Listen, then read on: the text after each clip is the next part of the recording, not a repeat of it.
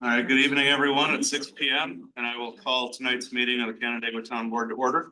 We'll begin tonight's meeting with a pledge of allegiance led by Councilmember Terry Finley.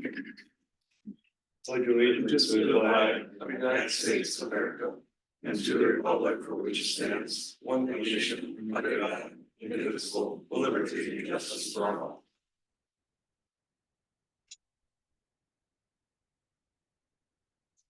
All right, Heather, can you confirm the meeting was properly advertised?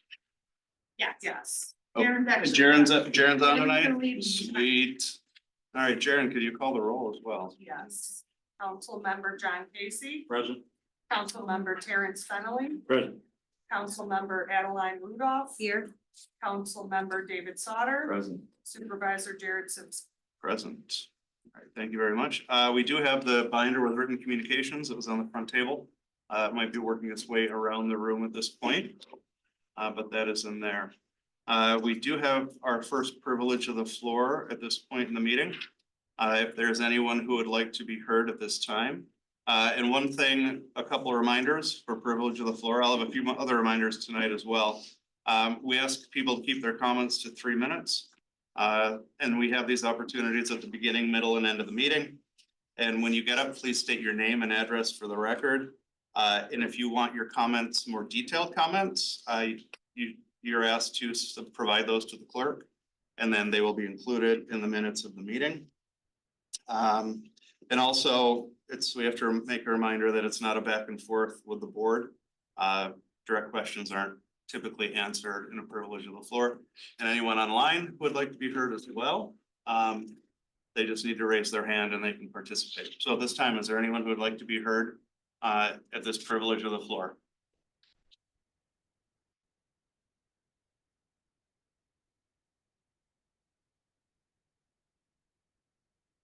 I'm Marley Monahan and I live on Wells Curtis Road. And behind me, there is a large field. And this year, from the Middle Cheshire Road down, we're having a great deal of trouble with drainage. And the mud is coming down from the farmer's field right into our backyards. And we would appreciate it if the town could look into ditching back there or some way alleviating the mud from coming down our backyards. Thank you. Okay, thank you. And I'm gonna break my first rule. We have had discussions on that. Kevin Mulvaney's here. We have been looking at those areas and ways to improve and projects that we can do to remediate some of that runoff. Is there anyone else who would like to be heard at this time? My name's Randy Boylan from 5334 Sunflower Drive. I'm here on behalf of Jim Fletcher. I know him both on a professional and personal level, and I really hope that we take care of him, keep him with us. So anything you guys can do to make sure that we keep him in the position he's in. I think a lot of people said that when you guys first put this stuff out, so there were no negative comments. It was all positive, so thank you. All right, thank you. Is there anyone else who would like to be heard at this time? Any hands online? Kelly, Kelly, do you have a hand up? No? Okay, by the vigorous shake of the head, we'll take that as a definitely no. Anyone else? All right, birthdays for this cycle. I'd like to wish a happy birthday to Lindsay Frary, Adeline Rudolph, Tom Schwartz, John Nope, Pat Venezia, Gary Korpisberger, Travis Spike, and Calvin Snell. Happy birthday to all those employees of the town. At this time, we do have a presentation from Uptown Landing, Jeff Cook Properties, and Marathon Engineering and several other people who are here as part of that. So I'll invite them up at this time for the presentation. You can whoever wants to can take the podium and away you go. Good evening. My name is Jeff Cook. I'm from Cook Properties. We own 100 acres on Parkside Drive, just to the east of Route 332. I'm sure most of you know where it is. For those who don't, I like to refer to us right down the street from Tom Walls, and everyone seems to know where Tom Walls is. So myself and Dave Christa from Christa Development own the property. It's about 100 acres. It's something that I've owned for probably going on 3 or 4 years now. We had a initial, I call it Uptown 1.0 development project. It didn't quite get the legs that I was hoping for, and that was more on our side, and I didn't feel that we had the right partner. So we looked for a new partner, and Dave, Chris, and myself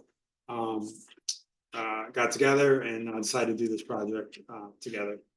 So for tonight, we have the team, Dave Christa, like I said, from Christa Development, Ian Denaro, also from Christa Development, Matt Tomlinson, our PE from Marathon Engineering, and Steve Collin from our architectural firm, Hanlon Architects. So I'm going to turn it over to Matt, who's got all the details of the project. So thank you. Thank you.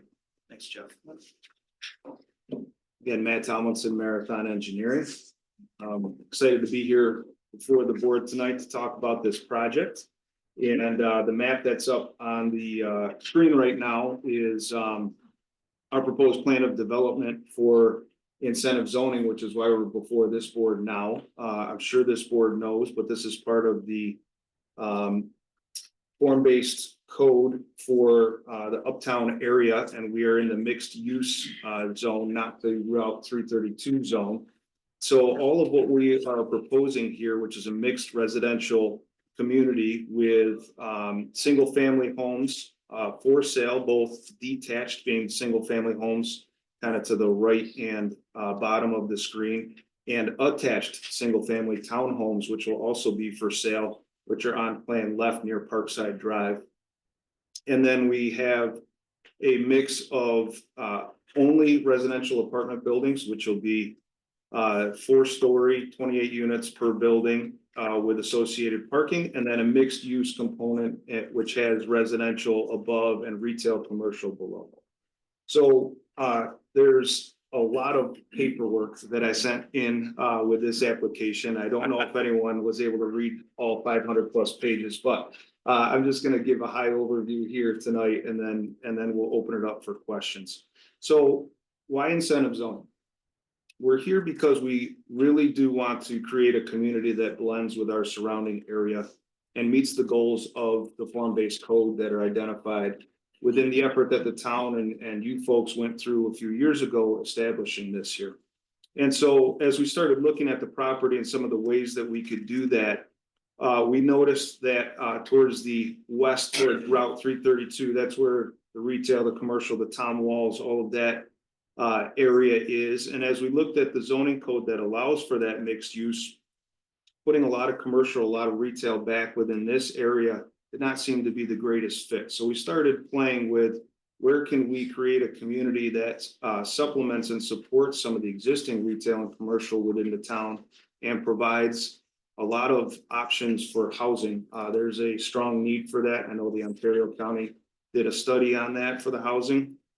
And so that's what we're looking to accomplish. So what we're proposing is a total of 630 units for the projects, 90 in the townhomes that I mentioned, 230 approximately in the single family housing, approximately 220 units for the 4 rent apartments, and then about 90 units and 5,000 square feet of commercial retail in the parcel fronting on Fire Hall Road. So as we took a look at the zoning and identified some of the zoning requirements that are within the code, again, all of the uses that we are proposing are permitted within the code, but there are some pretty specific bulk requirements, and form-based code is written in such a way that it's intended to allow a great amount of flexibility within what can be developed. But when we start to taking a look at for sale townhomes, for example, that are 24, 26, 28 feet wide, a minimum of 100-foot lot being required and a maximum of 400 feet, which fits an apartment building great, does not necessarily fit exactly for a townhouse or some of the products that we're trying to create.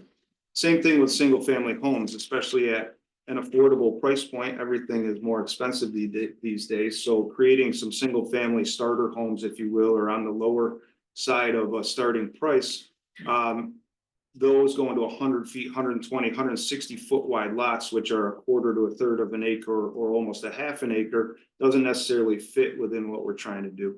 So that's why we're here asking for incentives, and the incentives that we outlined in our submitted incentive and amenities report, which I'll talk a little bit relative to the values of those in a couple minutes, really try to step through what modifications to the code that we're requesting that benefit the developer, such as maybe some of the materials on the apartment buildings and those kind of things. And then what is not necessarily of a monetary benefit to the developer, but assists the ultimate residents of the town of Canandaigua who will be living here and trying to keep some of those costs down, or providing a product that's in demand based on the market study and some of the other research that we've done. So Mr. Cook mentioned the location, site suitability. There's no wetlands on the site. There's no archaeological concerns. Stormwater is relatively straightforward. We've met with the water and sewer folks. There's sufficient capacity within the system. Talked to Mr. Fletcher about the road configurations and creating a complete street boulevard through the site. Again, all of these things that I'm mentioning really check a lot of the boxes for the site suitability and the goals of the code that we have within here. So a lot of the documentation that we provided is a little bit in advance of when you would typically see it, in that it supports an expanded EAF, which is an environmental assessment form, trying to identify for this board that we've really done our homework on the project that we're putting forward and how well it seems to fit within the site that we're proposing it. I wanted to talk a little bit about the incentives and amenities, because I know that obviously that is a key part of why we're here tonight. So the separate incentives and amenities report, yeah, if you could throw up that figure. We've met with several different groups and solicited some input from, I believe, Parks and Rec folks, some various staff members on the town, various groups, including, again, the water and sewer folks, to see if there are other items. And also quantified what we are asking for relief for in order to give a dollar amount to it. So just to talk about the dollar amounts in total for a couple of minutes, what we are requesting in incentives total out to $689,500, and that value is based on the inclusion of vinyl material on the buildings in a larger percentage than is permitted by code, and reductions of transparency in the wood frame buildings, which have a direct monetary benefit to the developer in the building of the apartment buildings and the mixed use buildings specifically. And then for what we are proposing to provide for amenities is really focused on Blue Heron Park here, which is being shown, and some off-site sidewalk work. I mentioned earlier that we view this development as helping to support existing commercial retail and providing pedestrian and bicycle access through this area of town, which does not have a lot of that. So in red on the plan is sidewalks that are outside of the frontage limits of our project. We would anticipate that the frontage areas, or the areas along our property specifically, that would be required normally, that's not contemplated as an amenity that's being provided. But paving trails within the park to increase mobility, accessibility throughout the park, adding a bathroom building for a bathroom and extending the required utilities to it for that purpose, as well as adding it to a sewer district, which it is not in currently. We're also proposing to add a playground, and we've got some representative photos of some of the material within that report that we submitted. And then extending sidewalk down to the pedestrian connections, crosswalk, and signalized intersection directly across from Tom Walls in that plaza along Parkside Drive, where there is not a pedestrian connection now. We do think that pedestrian routing, again, we're going to do a complete street through the development as the boulevard, with bike lanes, sidewalks, etc., and trail connections internal to the park, because it will be utilized by our residents as well. And I'm sorry, the amenities offered, that total is I added it all up here in one spot, $712,500 in offer. So we think that the incentives requested and amenities offered are comparable in the ballpark, I'll say. relative to value requested and value received. And we're excited to take these next steps. So what we're hoping to come out of this meeting with is feedback from this board as to completeness and acceptance, I'll say, of our proposed plan. Again, we have done a lot of homework here, so hopefully we are providing something that's consistent with what's been discussed with the town so far. We're also asking for a referral if the board deems it to be a complete application to the planning board, because in your incentive zoning steps, we need to go to the planning board and you folks need a recommendation or referral back from them prior to you being able to set a public hearing and kind of progress the project to the next steps. So that's what we're here asking for, and we'd love to answer any questions that the board may have with regard to it. This time I'll open up to any questions from the board.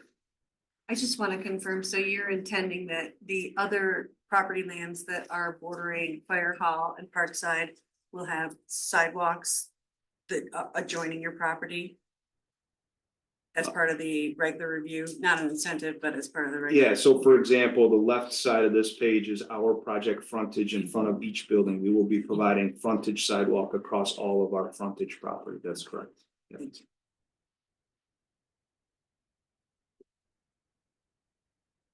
Any other board questions or comments? I don't have any questions, I just comment, I think it's a very thorough plan, I think it's well thought out. It fits that area and the incentives that are being asked for are reasonable. The form-based code, I guess didn't really expect people to live in glass houses, so, you know, I could see the flexibility that's needed there, absolutely, and you know, the amenities that you're offering are something that's needed in that area, especially in Blue Heron Park. And, you know, connecting the way you've drawn it here on Fire Hall and then out to 332 on Parkside, I think is a, you know, very welcome addition, you know, to that area. So I have no problem referring it to them. It's an exciting project. Thanks for bringing it to us. It really will be the cornerstone of that whole area. Really nice job. Yeah, I'm excited about it as well. You've basically taken where we asked to put development. This is gonna be a development that's gonna bring families into our school district. This is gonna be a development that's going to bring action and a playground to that park as well. There's some needed amenities that we've been needed. I think this is gonna be a great partnership. Devils in the details, of course, but I hope that we can find something that works well for both the town and your development, because I think it's definitely going in the right direction. So thank you for providing a relatively complete application to us. When would this actually be started? I mean, go through the steps, planning board back to us. If the town board votes for incentive zoning. Our started goal, next year. our goal is to break ground April 15th next year. Yeah, so It's like a 10-year build out in your. we haven't talked specific phases, but 3 to 4 phases, and we would anticipate each phase would take about 2 years roughly. Obviously market driven, but Yeah. Yeah. I think customers will know. yeah, it would be good. I particularly like too that they're meant to be more affordable level housing. That's what we're in desperate need of right now in the town. So Yeah, that means a different thing to different people, but yeah, we are trying to keep it entry level for as far as the market is concerned. So I am, having been in on discussions for this for quite a while, seeing the different iterations of it, seeing how this has progressed. I just want to comment on the 600-page application. It was extreme. I didn't read every page, but as I was scanning through it, I was very impressed by the detail and the environmental studies in there, the air quality, traffic, everything. You guys have, you know, checked those boxes, and thank you for doing that. I'm very excited with that, with the amenities that this will bring in the area as well. So thank you for that, and thank you for bringing something to us that we can all kind of wrap our heads around and get together behind. So, John, do you have anything? Yeah, I, like everyone else, I support the project. I think you guys have done a great job. I don't think that our,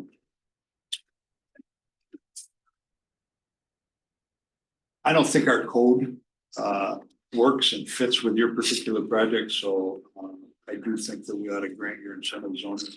The only question I had was, you talked about a synthetic surface. I assume that you're pouring that and you're providing that. For the playground area, Yeah. that's included in the amenity value that Yeah. we have provided. Yeah, that was a little gray to me, but I thought that you were doing that.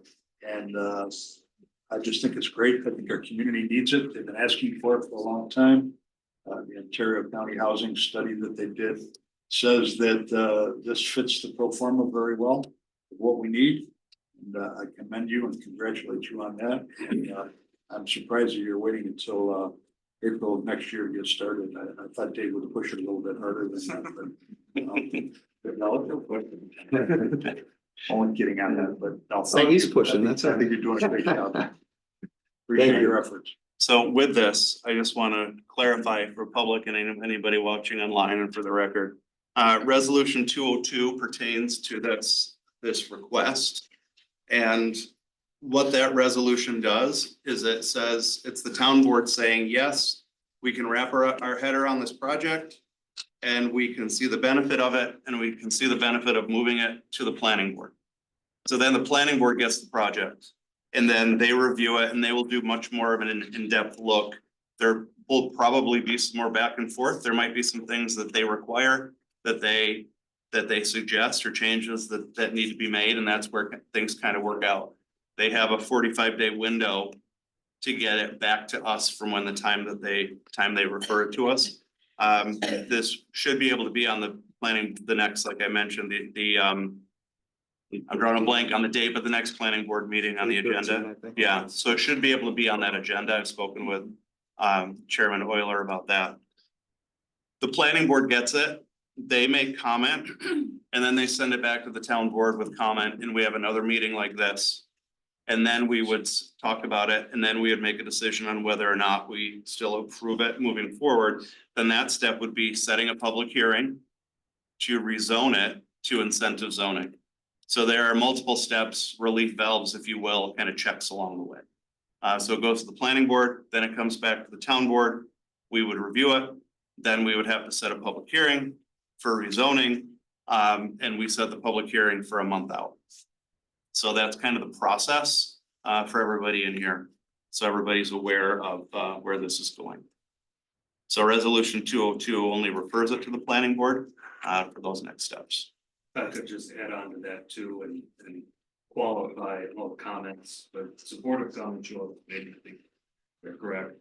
There will have to be at some point a preliminary site plan, what they've submitted right now. I went through it, absolutely meets the requirements for where we are now. There will be a site plan, which requires obviously further, lot further details and information. So. Can I mention, Mr. Chairman? For the benefit of our guests, we might want to move this up in the order of. Yeah, you guys want to stay for a while, or, I mean, how much is he charging you per hour? I'm just wondering. Less than an attorney. Less than an attorney. Less than an attorney. Wow. There, he's less than an attorney. Greg? Sounded like An attorney? Yes, we will, at the end of the public, we'll move these up so we can take care of the 3 public hearings and move those on. Okay. All right, thank you very much for that presentation. Okay. At this time, we have 3 public hearings. The first public hearing, and just to clarify, this public hearing, we did have a very similar one last month, but it turns out in the communication with Frontier, there are about 2 words that were missing in in what we put out, that by FCC rules and regulations, they have to have in it, or it will be rejected by the FCC.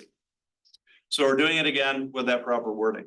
So at this time, I would like to open a public hearing on the proposed cable television franchise agreement of Spectrum Northeast LLC. This pertains to resolution number 206 for tonight. And if there's no objection from the board, I declare this public hearing open. If there's anyone who would like to be heard at this time.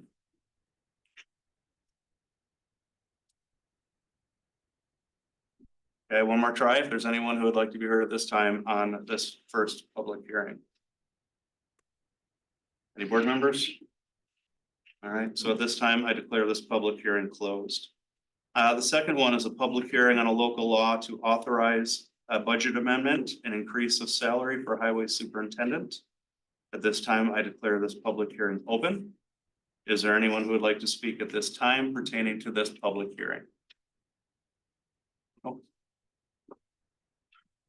Hey, Robin, I want to thank you for this opportunity to express can my. you state your name, just for the record, can you state your name for the clerks? Robin Evans, 7017 Harvest View.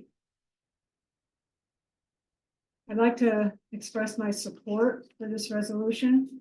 I've been a resident of the town of Canandaigua for over 30 years, and in that time, I've had occasional interactions with highway superintendents. I have to say that my dealings and my neighbors' dealings with Jim Fletcher have exceeded our expectation. He is a wonderful representative for the town. He maintains professionalism when dealing with the public and is always polite and helpful. No matter how busy he is, he finds time to respond to residents in a timely manner, and he follows through with what he says he'll do. With the many hats that Jim has to wear, I can only imagine that the job can be very stressful, especially with the challenges over the past year with flooding and storm damage. The town is very lucky to have such a dedicated employee, and his salary should reflect that. Thank you. Thank you very much. Crystal, you still have to say your name for the record. I am technically a resident and off hours right now. My name is Crystalline Lasky. And it was very important for me to come here tonight and give my support to Jim and the increase of his salary. In the last year and a half that I've worked for the town, it's become very obvious to me that Mr. Fletcher is not only one of the prominent faces that represents this town, he's also extremely involved in almost every project and emergency the town faces. I've seen Jim handle grant funding applications, paperwork and questions during meetings that are way over my head, and his experience and insight is immeasurable. The town, of course, is involved in so many different projects or potential projects that Jim is able to assist with in so many ways, including but not limited to planning, financing, building, inspections, so on and so forth, all while managing the highway facility, its employees, machinery, vehicles, tackling the water superintendent duties that our town residents depend on him for. Maybe these words seem simple to the average person, but until you have the capability of seeing the day-to-day functions and commitment firsthand that the duties require, I don't think everyone realizes the magnitude of what Jim actually brings to our community. And if this isn't enough, there's still more. Highway and Water Superintendent Jim Fletcher is the one who's called on literally at any hour of the day for any kind of emergency we experience in our town. And there's something to be said for that, a value that you really can't put into words. Alternatively, some would prefer the town to hire someone else and split the position. But do they realize the cost of doing that? The potential cost of double the equipment because it would no longer be managed, scheduled, and shared between the water and highway departments. The cost of salaries and benefit packages for another superintendent and everyone they hire to be on their team. The cost of hiring engineers to implement the work that Jim and his team already do so seamlessly. MRB engineer Greg Hotelling spoke about Jim during the last board meeting, and he estimated that Jim has saved our town close to $1 million during his tenure as highway water superintendent. So alternatively, yes, the town could hire a second person and choose not to increase the highway superintendent's salary, but maybe everyone should be asking themselves what loss this would be to the town and its residents. In the short time that I've worked for the town, it's become obvious to me that the loss would be much greater than any reward. I want to go on record tonight that I support the increase of pay for Highway Superintendent Jim Fletcher. If I've done my math correctly, prorated for this year, it's $7,500 roughly. And I don't think that that's too much to ask. I urge the board not to get stuck too much on budget procedure and protocol. and show their support and desire to keep Jim employed here and in our service. Thank you. Great job. Is there? Karen.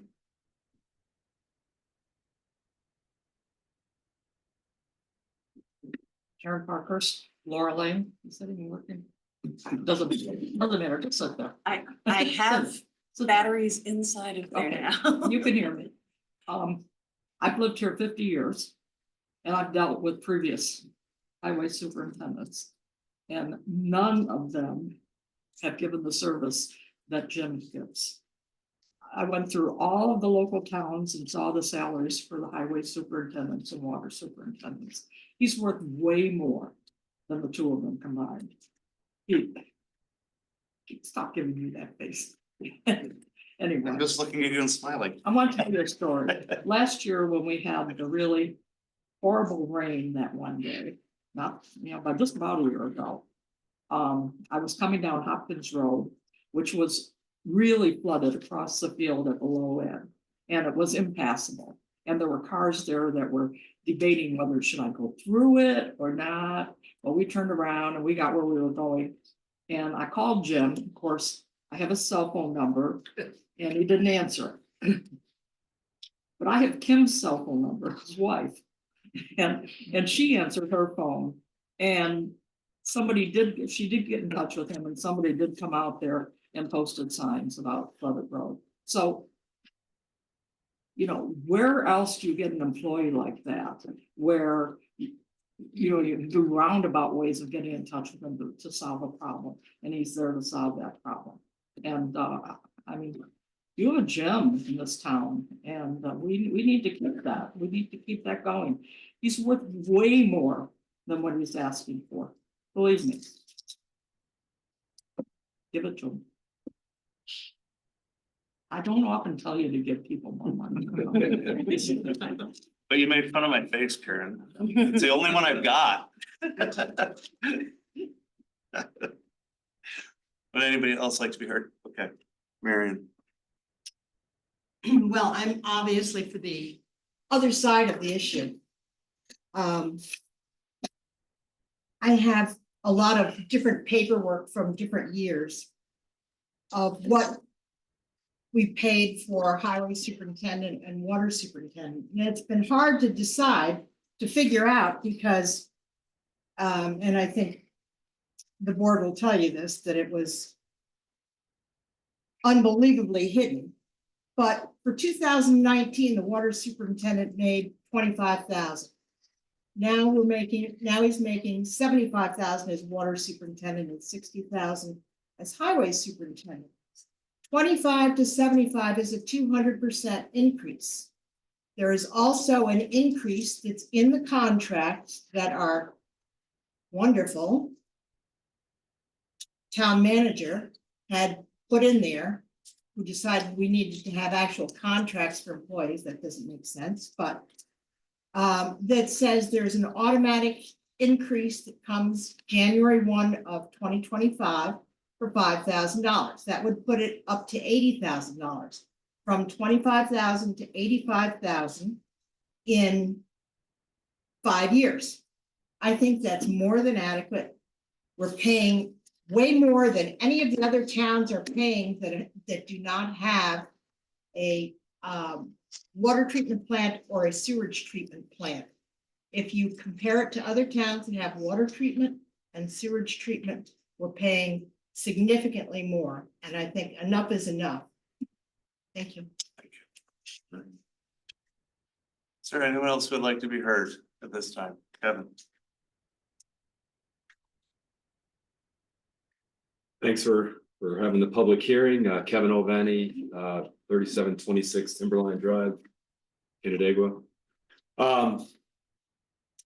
There's been a lot said tonight. What I've heard, I would echo the first three folks tremendously in terms of who we have here. I've called them many times and I know there's huge support on this board for Jim. I've called him an all-star many times. I work with 14 municipalities. I probably have worked with 30 highway superintendents over the years. And by far, he has been the best highway superintendent that I've worked with. I've also heard there was a comment, I think at one point, of having a high school education. And that would kind of lower the expectations of a highway superintendent and the salary that he would receive. And that came from the public, not from the board by any means. What I would say to that is I have 2 master's degrees and this guy can run circles around me when it comes to running equipment, running a large crew, determining the right time to take care of the road systems that we all rely on. Sending his guys out at 2 o'clock in the morning when it's the right time based on humidity, dew point and everything else going on to get salt in the road at the proper rate. He has been a leader in that field from that perspective as well. I would push back on the notion that if you look at a large community like the town of Canandaigua that's growing, that has a lot of residents that have a lot of needs from a public service and the perspective of wanting services back from the community, that having a water superintendent with the number of miles that we have of water lines in this town, and then the highway superintendent, the number of miles we have in this town and what has to be taken on, the development projects that have to be reviewed and everything else. When you look at those 2 positions, water and highway, those are full-time positions. And I think you need to look at some of the towns in Monroe County and say Farmington and Victor and look at their salary ranges. And I think you're going to see 80,000 at a minimum for those positions, if not more, especially if they have experience. So I'm very supportive of this resolution. I'm coming to you as a town resident with a tremendous amount of knowledge of this town and what this highway department has done. Jim not only takes on the highway and the water, which is all in the right of way, he also proactively is out there looking at watershed related projects, stormwater related projects that go well beyond the right of way. You know, he could say, we're not going to get involved in that. But he has proactively, time and time again, has brought his expertise. I bounce ideas off him. We have a good team relationship on that aspect. So when you think about, you know, you think about making mid-range and mid-year changes and the worry about opening up Pandora's box on that aspect, which I fully respect. Anybody knows I like to save money and try to do things very efficiently and stay to the budget. But there's also the aspect of understanding it and looking at situations and seeing it from the perspective of, are we really opening up Pandora's box when you really truly have full-time positions for both the water superintendent and highway superintendent, and he's that good where he's able to take on both of those positions full-time basis. I would suggest and hope that you could support this. And then evaluate as you go through the budget season and see where you're at. You're probably looking 5 or 10 years. It's going to be probably even too difficult for Jim, in my opinion, to be able to handle both positions. We're a growing community where you have another development that's coming in that's going to require water lines, everything else. That time may come, but at this point, I think, you know, we have such a tremendous efficiency of cost from equipment. From a highway crew, I've worked with this highway crew. They respect him, he commands them, and to have the ability to run water systems, tanks, distribution lines, to run a highway department, command a crew, and work with the public the way he does is very impressive. So, and I know being in meetings, there's a huge amount of support here for him, and he's just trying to figure out what's the right way to do this. So thank you for the time and greatly appreciate your looking at this resolution. Thank you. Is there anyone else who would like to be heard at this time? Anyone online who would like to be heard?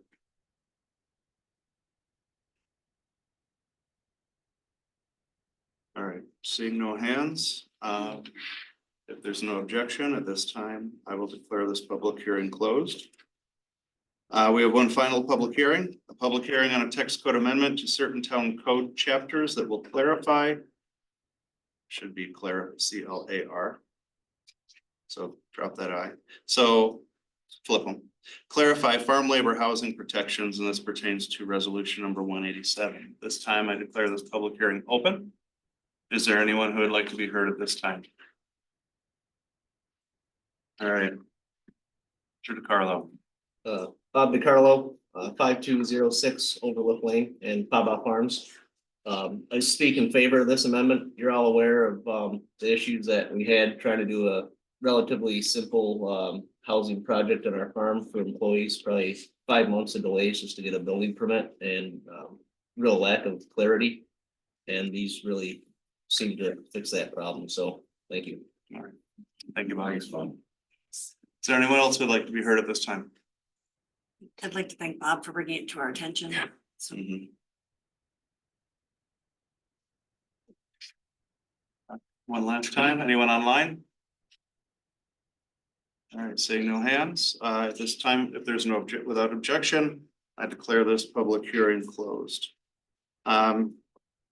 We will get to the resolutions pertaining to these after we go through our business with the reports of officials. And we'll go through that real quick, and then we'll get to those resolutions pertaining to these, so people don't have to wait around the whole evening to get through this. Highway and Water, Jim. Yeah, excuse me. As everybody knows, we've had several storms in the area for damage. Our staff has been busy assisting the residents the best we could with cleaning up trees, mowing rocks throughout the town. And one thing that, as budget season's here, we should look at resiliency on some of our southern areas of the town to find ways to protect properties, not only private but public, so that we have less of these issues that have to be picked up every time it rains. The transfer station, I'm having issues with providing service because we have nobody applying for a job. So I have water and highway employees who are helping on the weekends to continue to help our residents unload their vehicles and keep things going the best we can. We may need to consider increasing the hourly rate for the transfer station to get someone to show some interest in that. Not sure maybe you've been dealing with a new budget. It's going kind of slow. It's a new format. Sometimes you get permission, sometimes you don't get to do stuff, but I'm hoping next week when we meet, you see what I put in there. Okay, well, Jess has been working on it. The EPA, the New York State's Governor's Office, has not given any wiggle room on the climate control program. They're really pushing for electric vehicles, and this is going to put additional burden on the vendors who create heavy equipment because they don't have a tool or line set up to even build these equipment. They really want one every 10 being built. They're going to push pretty heavy pushback, but at this point, it looks like they're pushing really hard to try and continue with electrifying vehicles. We're trying to get exempt as emergency. One of the reasons is that you can't run a PTO shaft that runs hydraulics off a battery very long. So we'll see how that goes. Water, the EPA, myself, are meeting with the New York State Department of Health. This is for collection of our water system with the concerns of the stage 2 disinfection byproducts. And it's myself, I say the town, and every water district that buys from the city of Canada, I'd love to try and get data to reduce our levels somehow at the water facility. Also meet with the EPA on funding for the Bristol Water Tank Mixing Project. Trying to still find funding for that. And also, we do have funding coming for the EPA for the 5th unregulated containment module that is for the polyfluoroalkyl substances. They'll be testing our system to determine future regulations.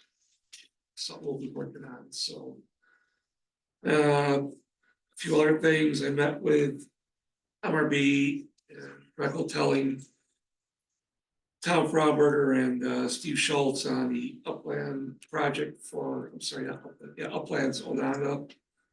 We had a lot of talk about how to start, create, where to go. There will be questions. I gotta come back to the Park and Rec on some concerns I had, and also to the town board on what they want to see up there. So yeah. All right, thank you. I had a question about the. What was it for the first item you brought up? It was in my head, but now it's gone. Stormwater, Next one. transfer station, Yes, no, it was, sorry, transfer station. In speaking with other superintendents, so town supervisors. For example, Victor runs a transfer station similar to ours, except for the fact that they have longer hours. Right. They're in that $21 to $23 an hour range for their workers. Because that's all they can keep. How much is it costing us for our highway and water guys to work overtime at the transfer station? but Depends on who it number, is. probably additional. Well, 1,500 a pay period. So we'd be paying close over $40 an hour, between 40 and 50 hourly for those guys. For 8 hours a day.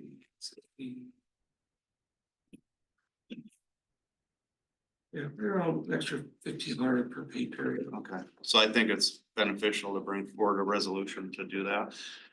And look at that and see what they are.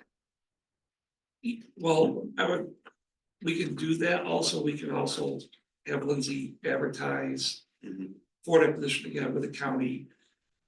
If the board feels to increase it by X, to see if we get attention to be brought. People want to do the job. Yeah. Is there a number that you're suggesting that should be? I was thinking 20, because 1650, we haven't had any applicants in 2 months. And I don't have any young people who are interested at $16.50 an hour. You said most of them are 8-hour weeks? So it's a 12-hour week, so 24-hour pay period. Sometimes it runs a little longer with the decent help, but just. It's silent right now. Thank you. All right, thanks. Sorry about that. Here. Assessor. All right, I do not see Michelle online. Do not see our historian. Town clerk? We have a report, Karen? No, okay. I do not see our planner. Oh, Sarah is here. Sarah's at the bottom of the screen. Sarah, do you have a report for us? No, I don't have anything to add at this time. Thank you. Okay, thank you very much. And HR and Parks had to jump off real quick. It's something needed to be taken care of. Supervisor, deputy supervisor, financial reports are in the agenda. A couple other things that I would like to share. We do have 3 hand carried resolutions tonight. We typically don't like to do this, but in order to keep working on a grant for water testing for MS4. And also there is one relating to doing ground penetrating radar search at one of our cemeteries where we need to find out who is buried where. That's broken down in the resolution, the problems that you face when you have old records that you're dealing with. So those are the 3 resolutions because time is of the essence in the cemetery one. Update on a not a great note, the town board knows this, but for the general public, we had applied for a grant through Senator Schumer's office for funding for a new court building. I got word today that was denied. We did not make the final cut that Senator Schumer sent in. It was initially approved, but we didn't make it to the final. We had also applied for a grant for the North Road sidewalks and to finish up those North Road improvements. That one did not proceed as well. So we struck out on both of those, unfortunately. I'd like to, I was fortunate enough to attend the ribbon cutting at the county gun range this past week. The training facility is used by local, state and national partners, and it's what keeps our sheriff's department one of the best trained units in the state. So if you're out at the training facility, take a look at it. Not when you hear loud popping, wait till you don't. It's pretty interesting. It's a pretty interesting facility. And you have people from national police agencies use that facility as well when they're in there for part of training. So it's definitely a benefit to the town. We continue to have updates made to the town website, and that will go live soon. You still have the old version, but the new one will be rolling out soon. Thanks to Sue, who had to step out. for that. And also, if you get the chance, when you're on your phones, look on the Apple Store or the Google Play Store for the My TOC app, My Town of Canandaigua. You can get an app that will give you push notifications, emergency road closures, water line breaks, any sort of things like that. We're looking to be able to expand that even to include applications for various things, or you can do reservations and all sorts of things on that down the road. So we are just beginning to roll this out as another way to improve communication with our town residents. It was mentioned earlier, Jim mentioned some of the storms. Our thoughts go out to the residents and businesses in the city. And the town residents in the Farmington border who were hit pretty hard by the storm last week. We're fortunate that we didn't have anything worse than what the city had. It was pretty significant what they had.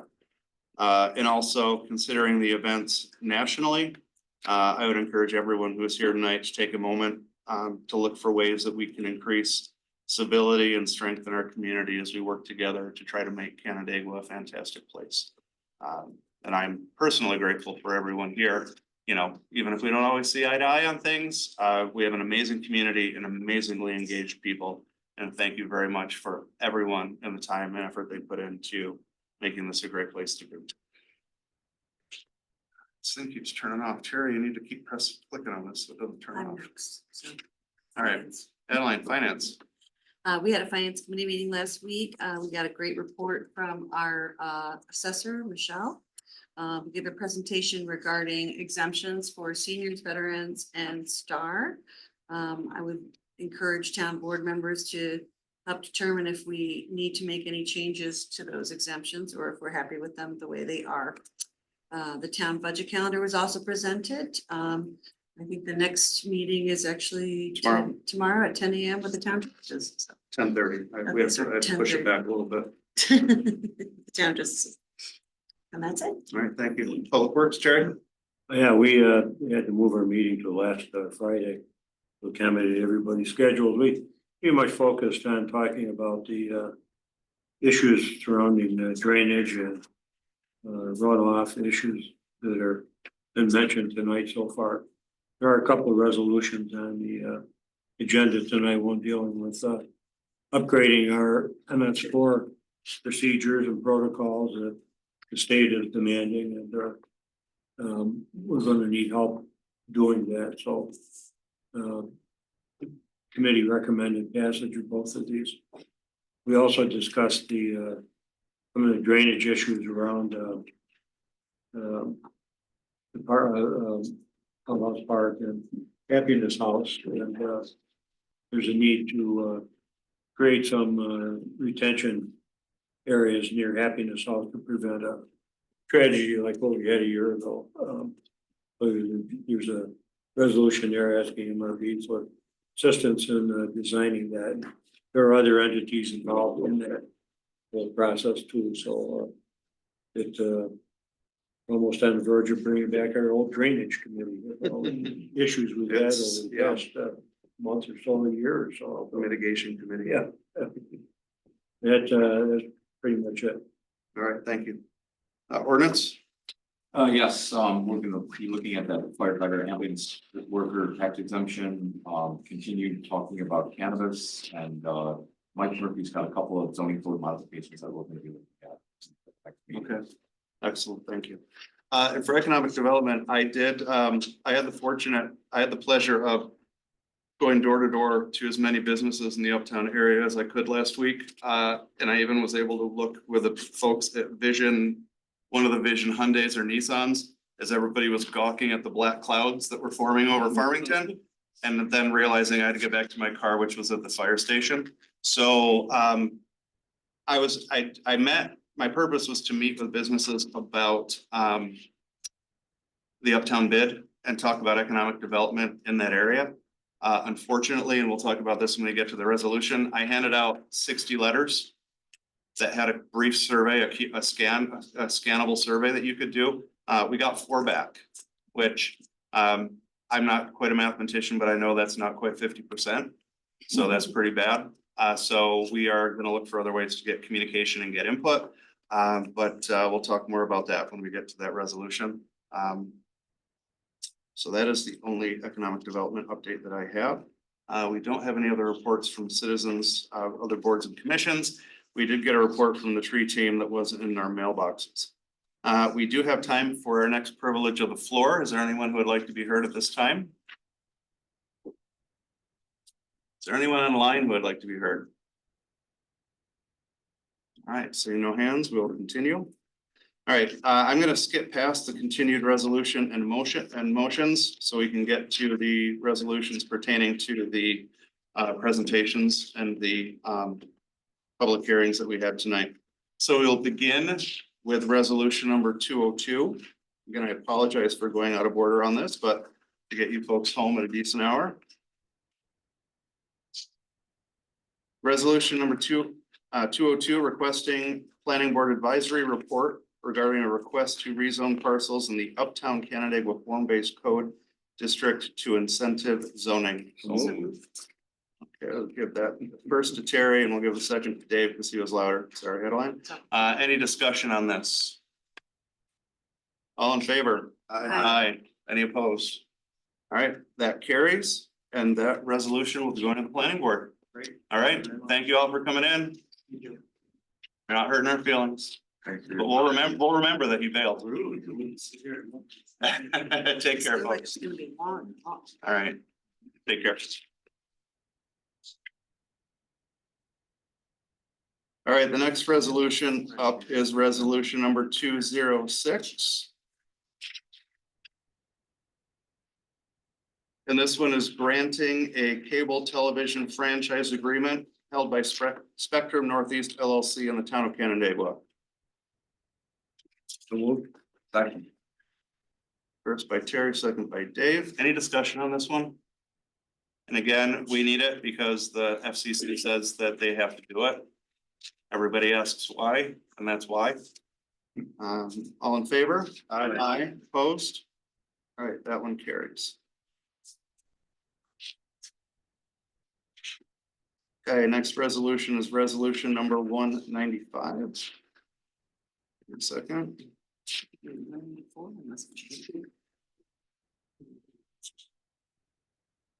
Oh, it is number 194.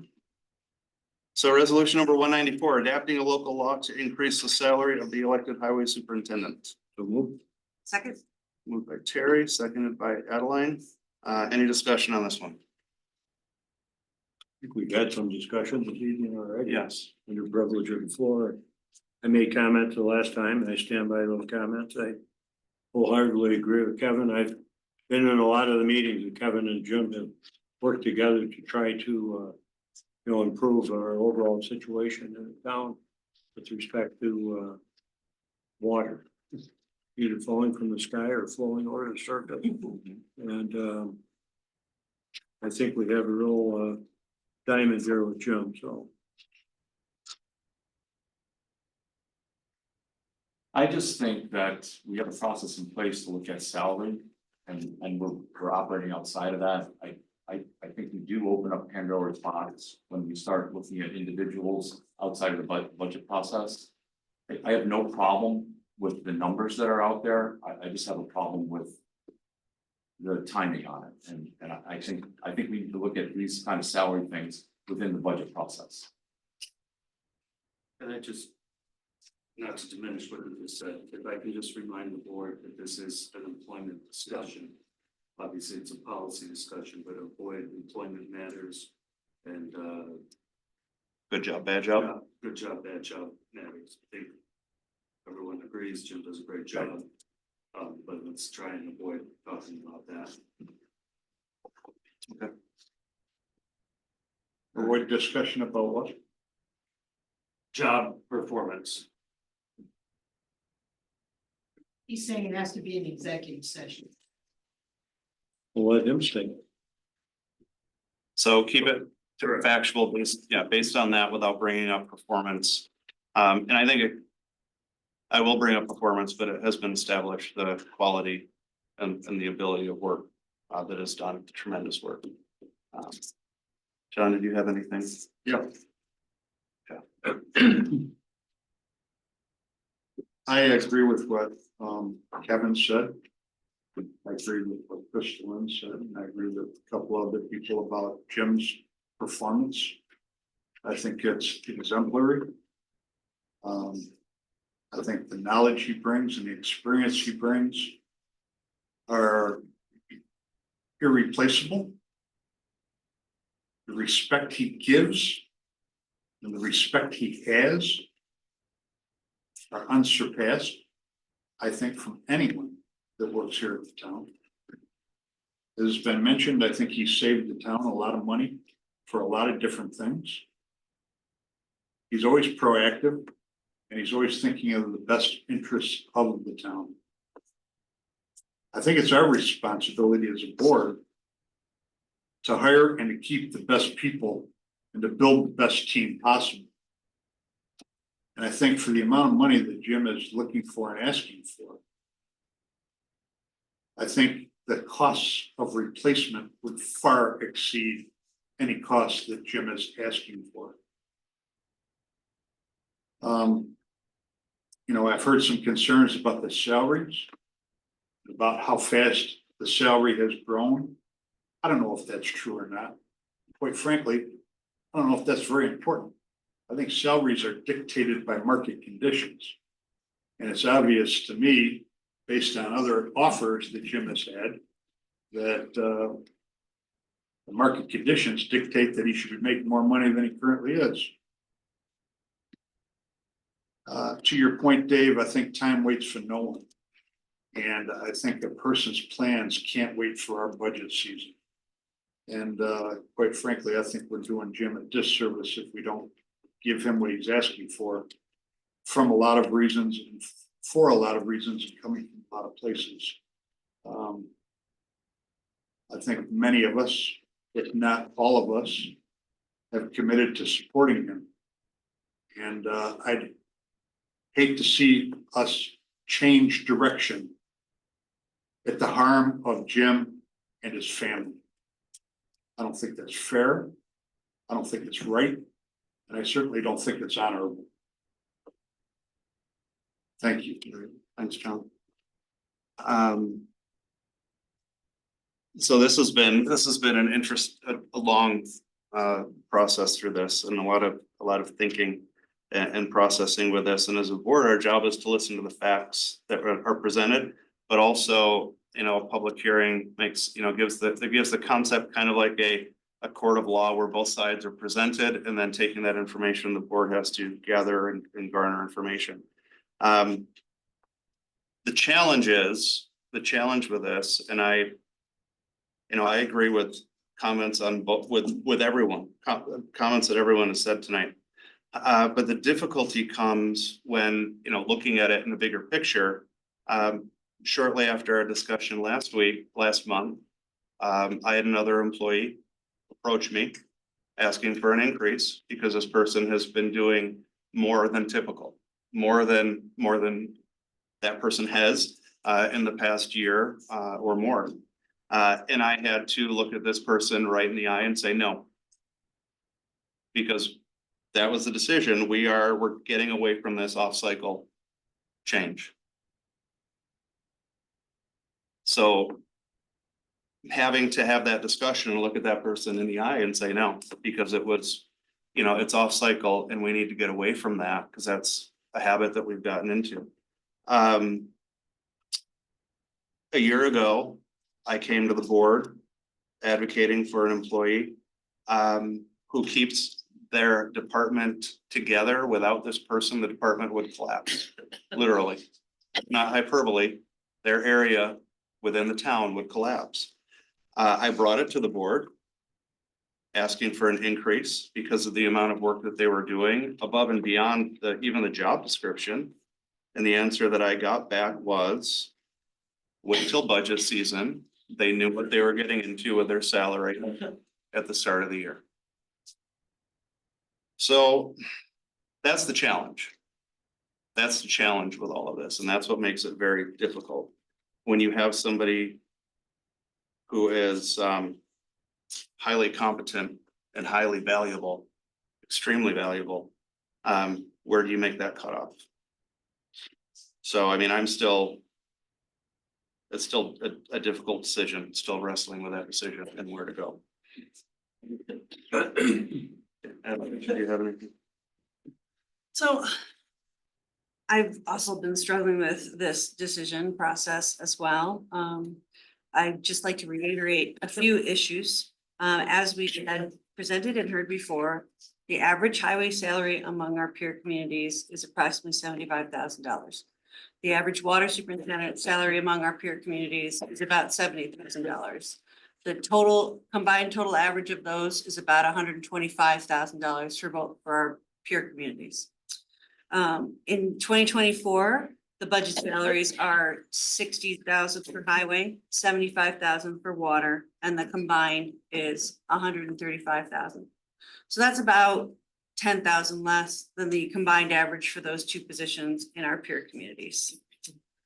Last August, we raised the combined salary of our highway and water superintendents through an employment agreement from $110,000 to $135,000 to indicate the board's appreciation for Jim's strong work ethic and on-the-job experience, which merited this higher salary. No one here is questioning how hard Jim works. He's chosen to put in far more hours than he was elected to do as highway superintendent in order to fill the duties of the water superintendent as well. I also believe overall the town saves money working with Jim alone rather than hiring a second individual for the water superintendent role. Our town engineers also indicated that we save money on projects that we're able to do in-house. All those things encourage me to want to retain the leadership of Jim Fletcher. That, combined with the knowledge that our highway superintendent's compensation is still lower than our peers, leads me to agree with my colleagues that a change could be made here. But I also agree with my other colleagues and members of the public that big changes like this should always be made during the budget season.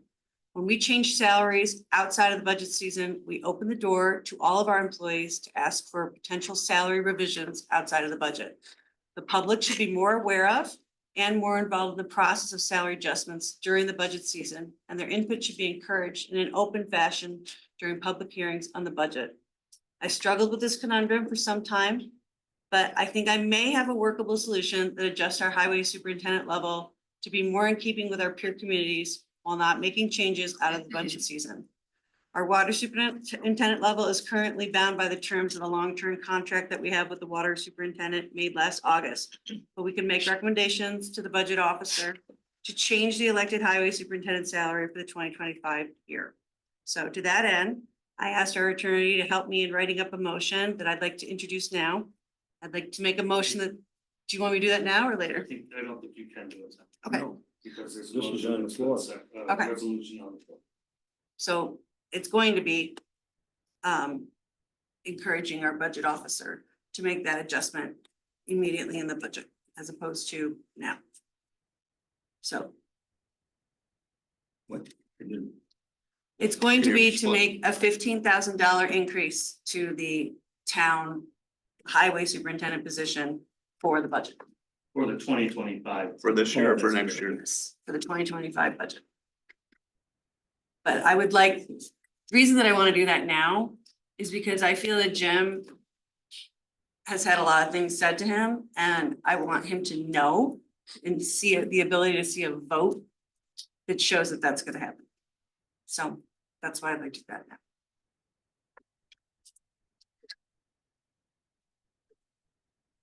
I guess I just want to comment about a couple of comments you made, Jared. You said this was off cycle and it's a habit. And we've been making a habit of it. I think it's incumbent upon us to respond to our people's needs. And people's needs don't wait for our budget cycle.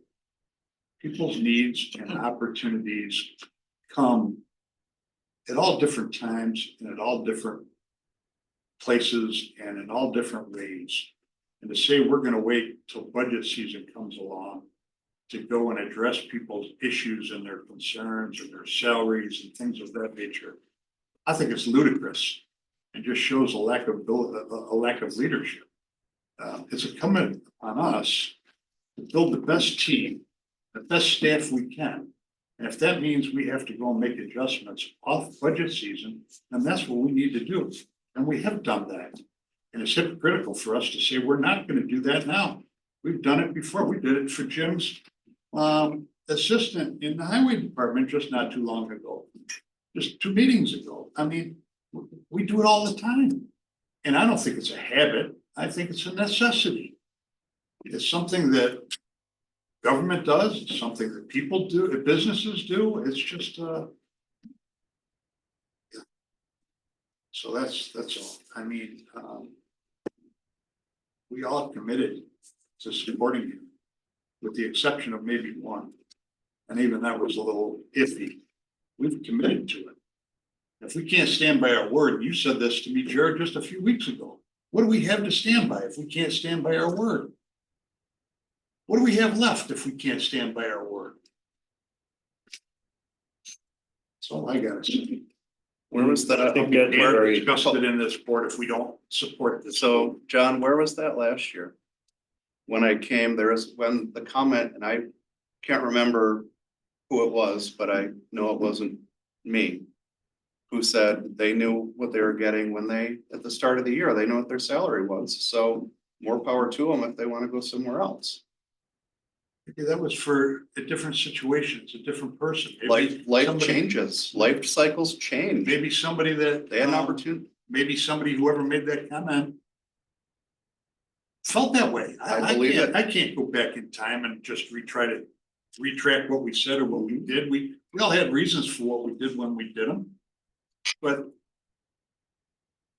So, I don't know. But in my mind, that seems hypocritical to say that it's okay for one and not okay for another. Are you saying that I said I that? believe it came from somewhere to my left. I don't know exactly who. Okay, I don't want to get in discussion about what we said in executive session, but I will also mention that the other reason that I'd like to direct this to happen to the budget officer for the budget is because I believe you were helping me earlier today when we talked about this. If we did pass this now, it would still be, there would still be a 45-day period where it would be delayed for a permissive referendum. And we're really talking about a matter of just a couple months before this change would happen, as opposed to, it's not, you know, I don't think it's as significant as it feels like it, this isn't something that would start tomorrow if it were passed today.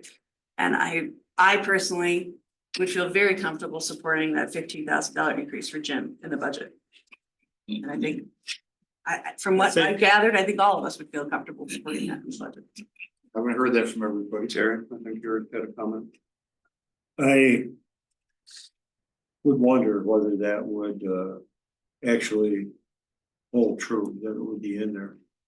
It wasn't all that long ago, it's a matter of a few weeks, that we all agreed to do this at a higher number. And you all know that I'm not going to go into executive session. However, that was said. And now we're reversing all that, saying, no, I sat here with you.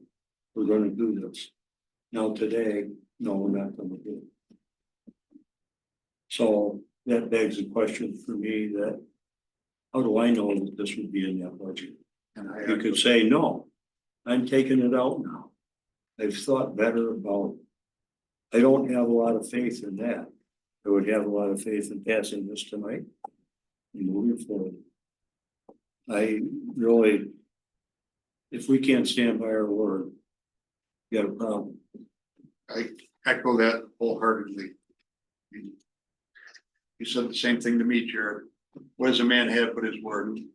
Dave, do you have anything further? I just go back to, I really think the budget process is where these things should be discussed and brought forward. I think on the private sector, it's so unusual to have your salary adjusted twice in 1 year.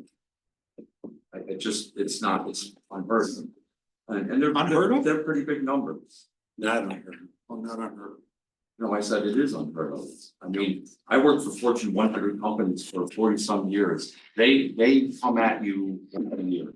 And I think that's a good system. I think, as John says, extenuating circumstances can arise where you might do something different. That's fine. We did that last year. We gave a $25,000 raise last year. I guess I Not work for different insignificant. companies in my career. But that's the Hold on, budget, hold on. but that's the Hold on, budget process that's supposed to work, right? Sure, that's your position. I respect It is, I mean, I'm all for the 15,000. If you want to hear from me, if I'm for the 15,000, yes. But I'm for it in the budget process. Why don't we just vote on this? I think we know where we are. Cause this is going absolutely nowhere. And just to be clear, you have two resolutions. Right. Assuming you wanna vote on Oh, one and that. Chris, is there something in the law that allows for mid-year increases?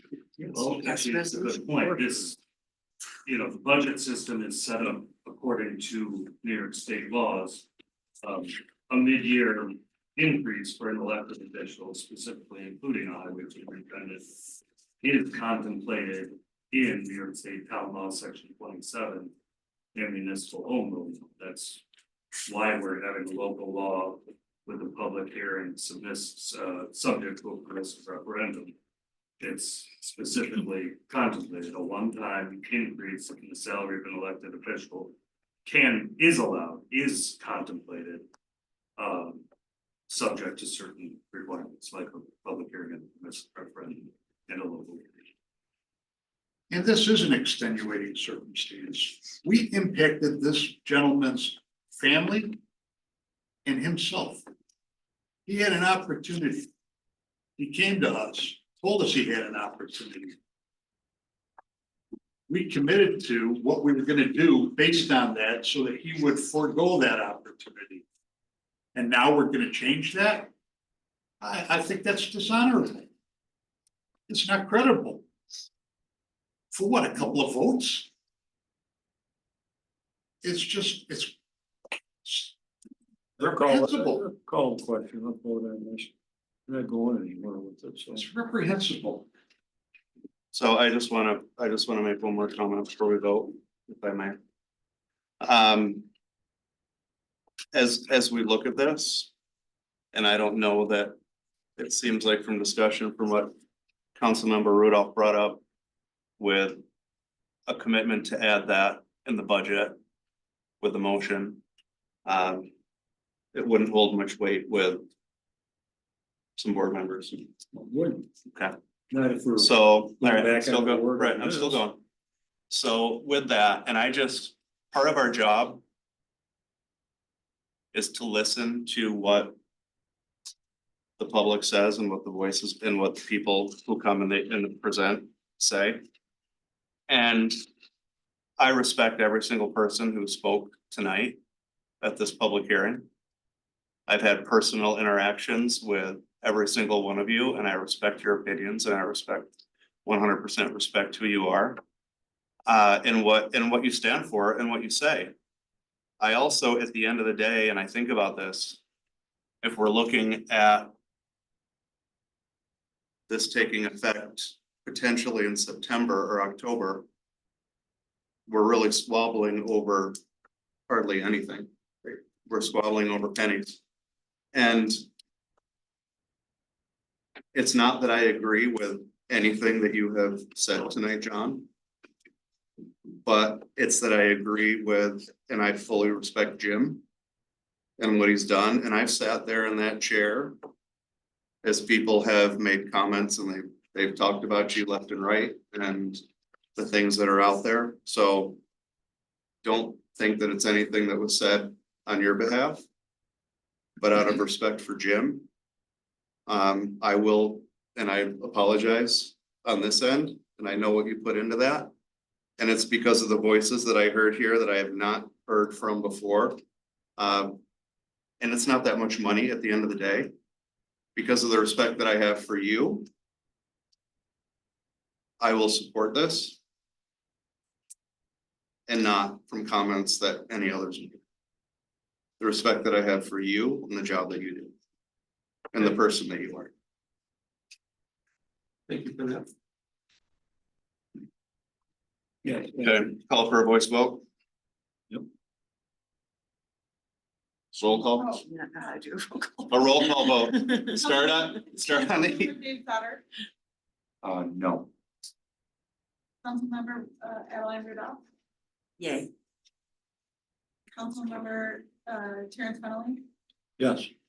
Councilmember John Casey, Yeah. Supervisor Jared Simpson. Yes. All right, motion carries. Thank you, everybody, for your comments. Thank you, everybody, for being here. Thank you, everybody, for the discussion that we've had. Thank you. Next. You want to do 95? 195. Yeah.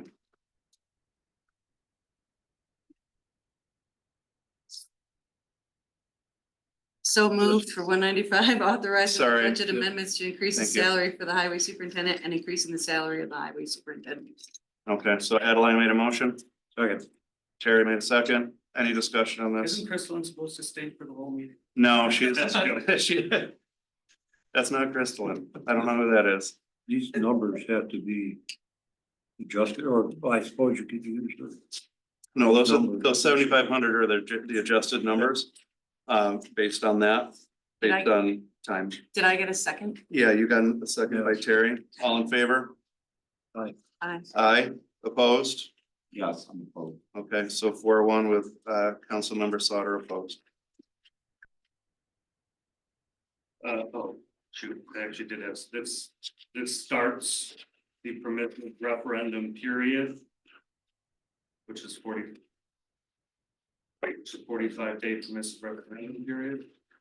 Or 30-day, I'll give you specific, as told you in the past, but I'll look it up. During which members of the public have the opportunity to file a petition against the local law that you just passed. At the town clerk's office. Okay. I think it's a 30-day permissive referendum. All right. I just got to check on the job. Okay, we're gonna jump down to resolution number 187, which pertains to our other public hearing. Secret termination of non-significance and adoption of a text code amendment to certain town code chapters that will clarify farm labor housing protections. Are we not doing 186 and 185? So We're doing the public You should do hearing the ones public first, hearing. Okay. and then we'll go So back moved. in order. Thank you, Dave. Can I have a second? Second. Thank you, Adeline. Any discussion? All in favor? Aye. Opposed? All right, that resolution carries. Now we're gonna go back in the regular order of things. We do have to go up to our continued resolution number 184. Authorizing the creation of a district management association for the Uptown Business Improvement District. So moved. Moved by Terry, seconded by Adeline. Any discussion? Yeah. We had a lot of discussion on this at the last meeting. Okay, go ahead, John. So you went to 60 people and we had 4 people respond. Yes. My position is that this only perpetuates what we have done, which I think is wrong, which is creating this business improvement district, taxing the businesses along the 332 corridors, and not having a plan as to why we are taxing them and what we are taxing them for. And I think it just runs contrary to every belief I have. I can't believe we tax people and don't know why we're taxing them or what we're taxing them. I believe the tax was for the streetlights that as a board, we decided to use unassigned fund balance for. I don't know if you can, I challenge you to show me that that's what it was for. No, I've had someone, The discussion was last. I've had someone send me a email suggesting that there have been many studies suggesting that we needed a bid. And I just challenge you to show me one that supports why we needed a bid and who supported it. Well, the vote was 4-1. I did not support it, but now that we have it, I am supporting it because that is what we have. We can give the money back. I wasn't done Well, talking yet, but that's okay. Yeah. We've got $100,000 in a fund right now and in a budget, and we don't know how to spend it. We don't know what to spend it on. I've got a pretty novel idea. Why don't we give it back to the businesses that were taxed to begin with? That's all I gotta say.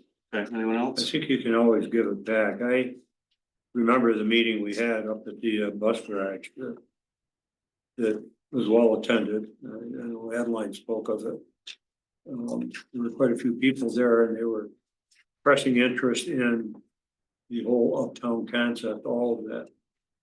I would was only getting 4 responses, which isn't, statistically meaningful at all. I would like to see if there's some way we could reconvene that and see what their, take the temperature and see what they really want. That, I agree, Jared, you had said you feel we should suspend that tax next year. And I included that in my letter to the residents, that there will be a 0% bid Yeah, tax. so I agree that we've already got this money. We can always give it back in the future, but I would like to know what these 60 businesses really think. With people trying to run a business and then being thrown this question with please get back to us in about a week, within a week. It's very difficult for them, so if there's a way that we could reconvene that and have it in a month or 2 or whatever period of time, and just find out what they really wanted. Sometimes in a group like that, it spurs other thoughts. Right. People build on other ideas, and I think we have to act on this tonight. We do.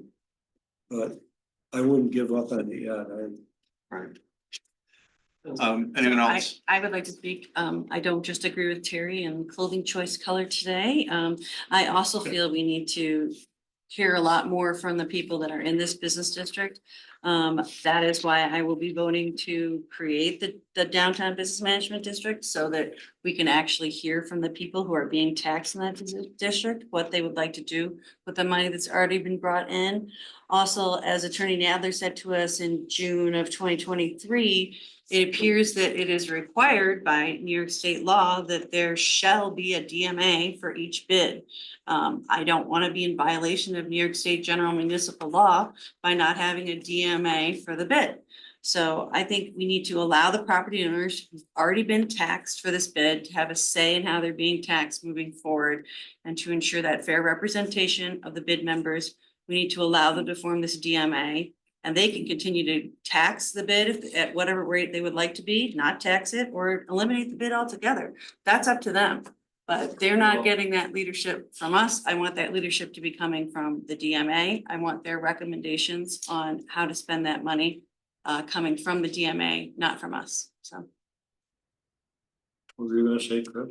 It would ultimately be the town board's decision. Coming on back, yes. Tax rate and Agreed. spending. I just want to have Recommendation. I want their input from the people who are We being set a budget, taxed, they how give this the would input. work, so. Well, but to me, the question is, are they still interested in having a business improvement district? I think Agreed. it's fundamental to, it's like a step before this. I they think we still already, support that? but we already have a bid, I and know it, but it's. the law says there shall be a DMA for a bid. So. I just question whether Shall is they not a wanted maybe. it. If they're wildly enthusiastic, I think they would have replied. But they didn't. Well, Well- 4 did, but 60, so. They also had like a week. Well, I know, that's why, to me, it needed more time, I think I. What said did that the before. board say? And I want to be. Hold on, Dave, do you have any comments? So No, I'm for the resolution. Okay. I mean, I'm for the DMA. All right, thanks, John. I'm gonna vote against it, and it's not because I don't want to hear from the business owners, I do. But I think we are hearing from them in a sense that we have apathy. They don't even know it exists, they don't even know that we have it. And I think that we ought to absolve it, and I think we ought to give the money back to the businesses and let them spend it how they think they can improve their business district the best, and improve their business the best. And so that's my position. Not that I don't want to hear from them. I absolutely want to hear from them. And I believe that what they truly want is less tax and more profit. And that's what businesses are in the business for. I'd like to call for a vote on So, the resolution. One comment with that.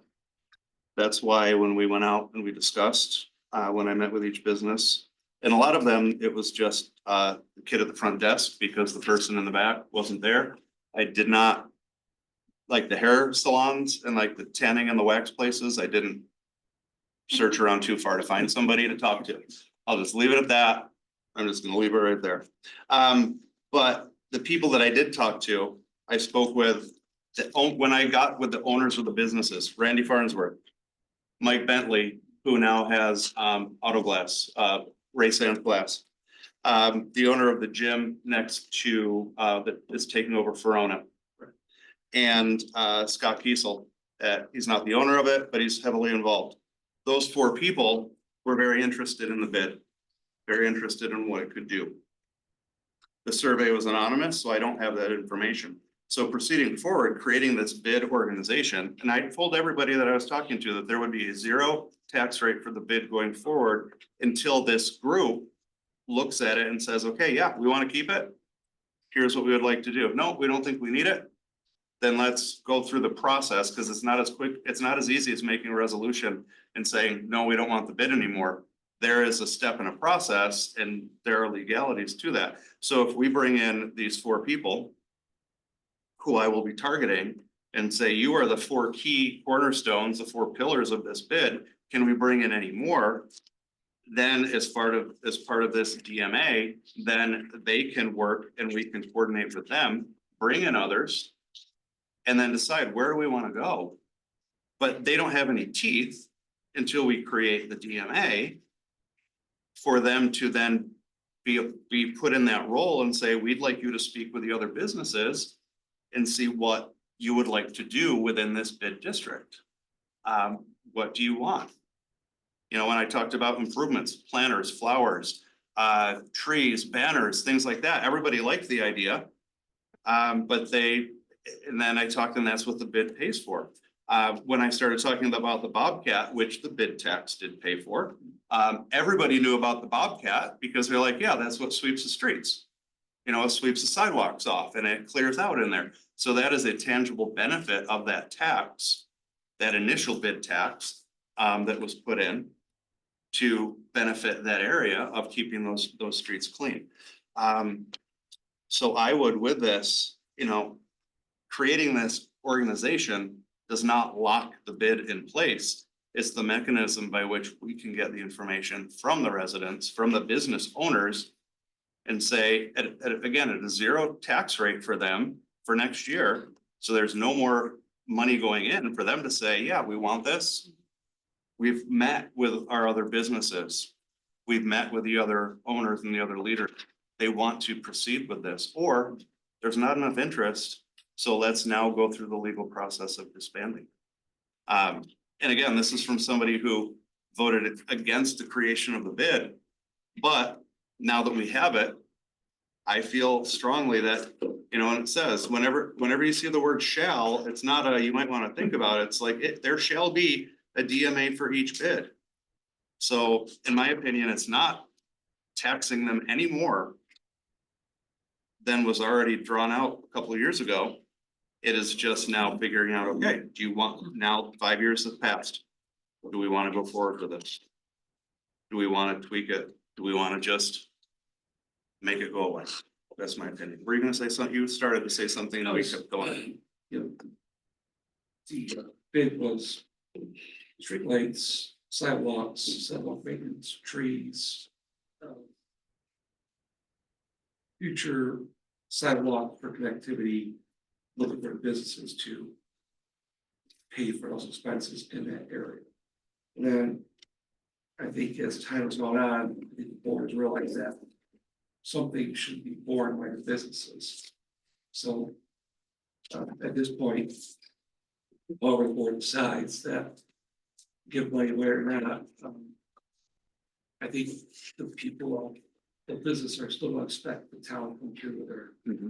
With some of that. With someone else, with those things, and I think that the board will have to determine, is that something they still want to do a bid, or is that just the general tax? And if you do a general tax on that, that may provide an opening for many subdivisions that we have are going to also want that same amendment with sidewalks cleared. Being like they're a special district, John, to pay for that if we want some sort of taxing mechanism or special district, let's their term, it may create more work overall for town. So just keep that in mind, as I'm saying. Well, I question about that purchase, as an example. Are there other sidewalks that we clean in the town? No, not with That's that. the only, no, not with that, but there are other sidewalks we clean in the town. If we do, I drop a wing, like on Buffalo Street Extension, just drive down it just because we're being courteous. So that's kind of my point. Why charge the business owners in that area to clean the sidewalks? I mean, that'd be like charging the business owners in that particular area for the cost of a snowplow, because we're plowing the streets in that area. I just think we have a sidewalk. But it just, to me, it's We do. not equitable, but I understand what you're saying. I just think that, you know, why government has to get involved with private enterprise to dictate what private enterprise wants. I don't get it. I don't understand it.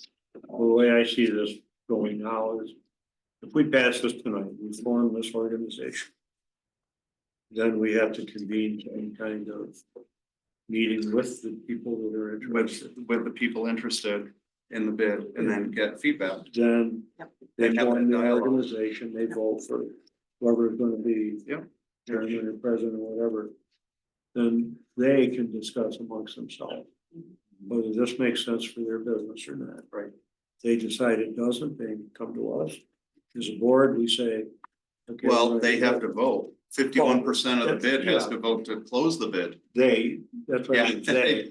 Yeah, Will come to us and tell us. we had a We're not 51% interested or vote. we are interested. And we Right. just roll forward whichever way. Right, because yeah, we couldn't even disband the bid now if we wanted to without taking a vote. Or they could spend their time saying what kind of flowers they want to plant Yeah. there. It's up to them. Totally up to them.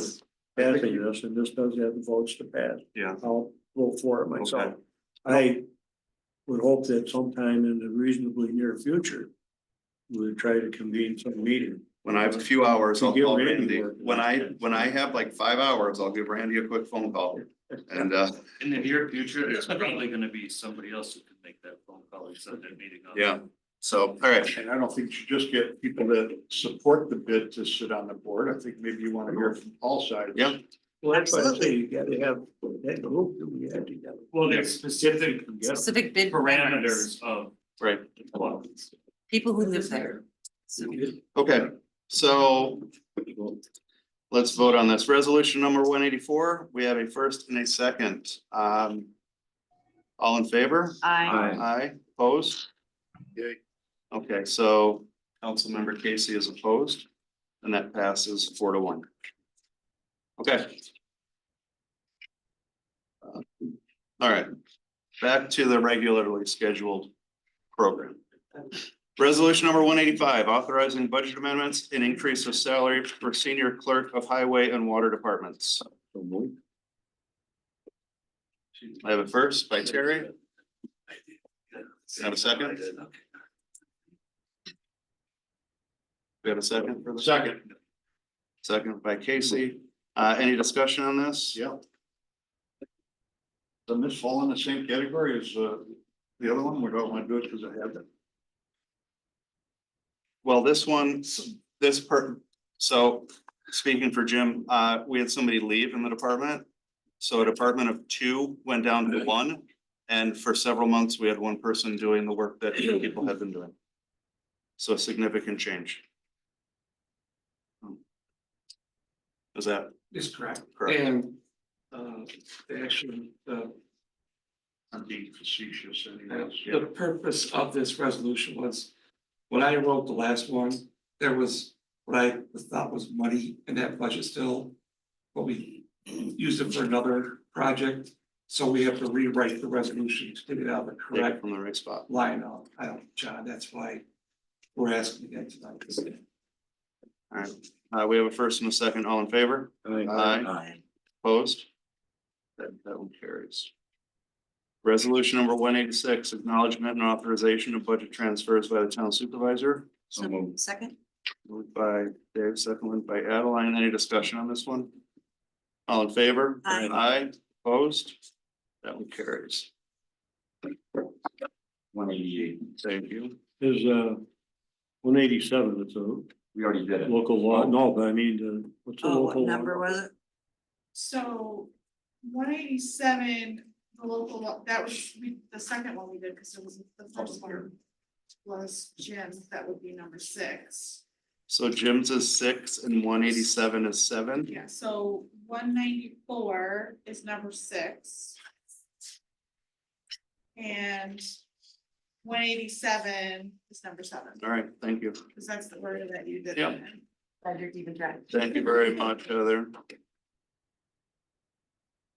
We'll go back down. And actually, while we're talking about it, 187, we missed the vote, like the first and second. Did they? Dave and Adeline. Dave was first, Adeline was second, Yeah. and the vote was 5-0. Yep. Resolution number 188, setting a public hearing on a local law to override the tax levy limit for the 2025 budget. So moved. Moved by Dave, seconded by Terry. Any discussion? And this is procedural. If we don't do this and we do go over the tax limit, there are severe penalties for the town. If we do this and we don't go over the tax levy, then we just rescind this. All right, so first and second on the floor, all in favor? Aye. Aye, opposed? This one carries. Resolution number 189, appointment of a full-time clerk. Moved by Terry, seconded by Dave. Any discussion? All in favor? Aye. Opposed? Okay, that one carries. Resolution number 190, appointment of seasonal employees. Second, Moved by Terry, seconded by Adeline. Any discussion? some familiar names on there again. All in favor? Aye. Opposed? That one carries. Resolution number 191, appointing John Falvo as town manager. So moved. Moved by Dave, Everyone. seconded by, we'll give it to Terry and Adeline. Terry first, Adeline second. Any discussion? So I think we have John. John, you want to stand? So John comes highly qualified from the sheriff's department. He was head and shoulders above the other people that we talked to with his attention to detail and his institutional knowledge. How big was the budget at the sheriff's department? $55 million. $55 million budget, so 4 times as much as as our town budget, roughly. We're looking forward to working with John as he comes on board and doing great things with the town.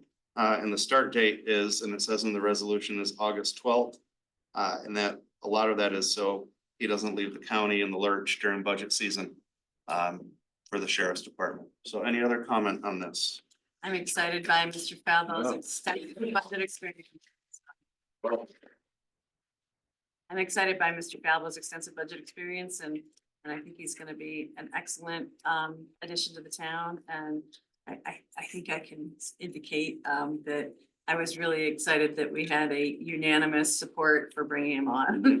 And with the current town board, that doesn't happen very often. So we're looking forward to having you there, so. Except I might have to start shaving my head so I can fit in. Terry, Well, we're you gonna in? start calling everybody by their last name, because now we got 2 We have Johns. to, yeah, we're gonna be, yeah. And when John Goodwin gets in the room, we're really gonna be confused. Yeah, I'm not touching that. So any further discussion on this one? All right, all in favor? Aye. Aye. And there are no opposed, so that is a very unanimous aye. So we look forward to having you, John. Thanks for being here, and fun's just gonna get started. I love the blue jacket and the blue shirt. That's a good look, so anyhow.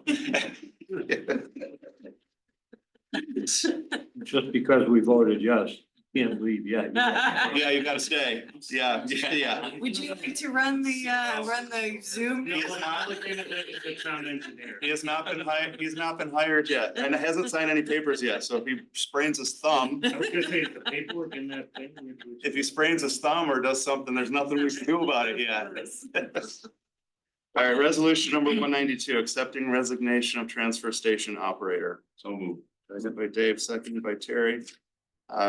Speaking to what Jim's saying about the staffing there. All in favor? Opposed? Okay, that one carries. Resolution number 193, amendments to the 2024 fee schedule. Moved by Terry, Second. seconded by Dave. Any discussion on this one?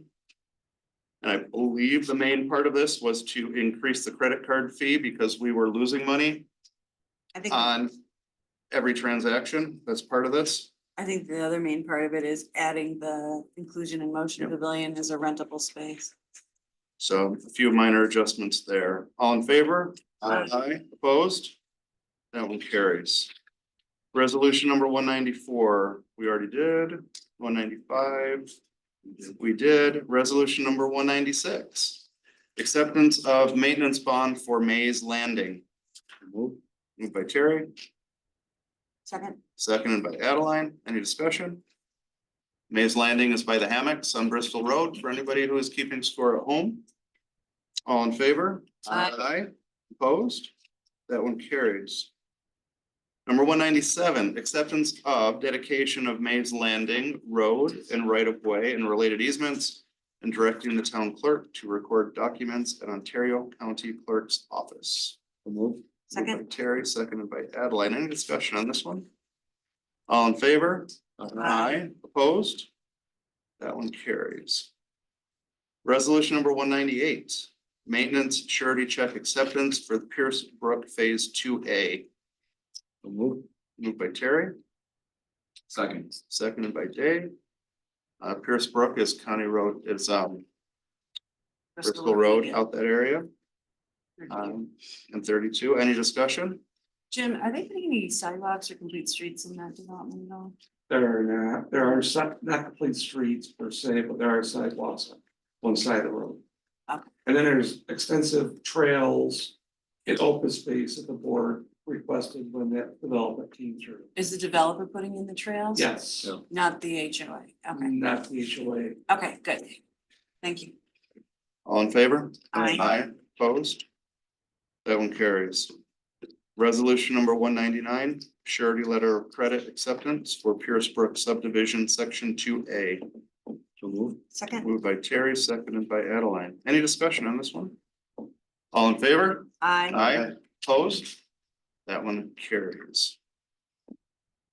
Resolution 200, the MRB proposal for MS4 assistance with New York State DEC MS4 general permit requirements. So moved. Moved by Terry, Second. seconded by Dave. Any discussion? Yeah. John, go ahead. Why now?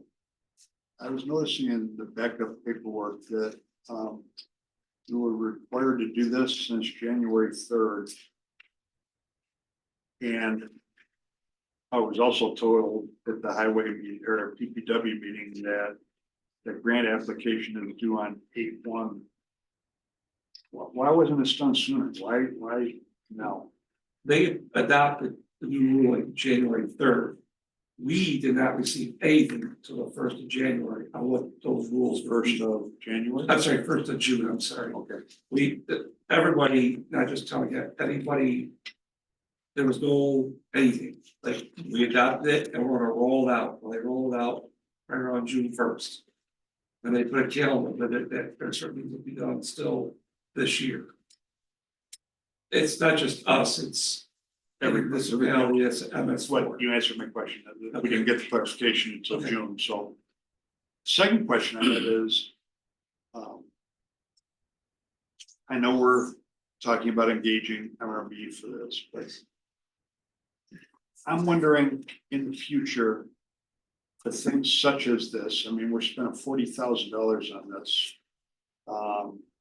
And we spend approximately, if I extrapolate what we're paying this month over a 12-month period of time.